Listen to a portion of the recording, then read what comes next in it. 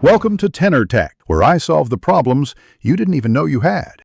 You already have what you need: a working Google TV remote and the new Wi-Fi name plus password.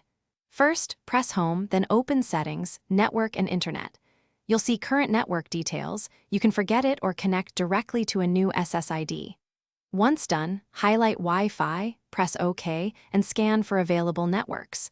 Make sure to move close to the router if signal is weak. This first step ensures your device can discover the new network before you enter credentials. Now you'll switch networks. Select the new SSID from the list and choose Connect. You must enter the Wi-Fi password exactly. Use the on-screen keyboard or press the microphone and speak the password clearly if your remote supports voice.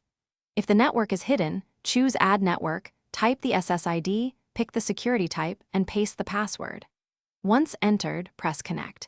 If authentication succeeds, your Google TV will obtain an IP address. This is why accurate credentials and the right security type matter.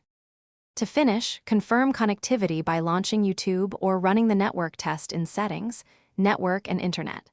Once the app loads, your change is complete. If you can't connect, restart both the Google TV and the router, then try entering the password again. Often a reboot clears DHCP or caching issues.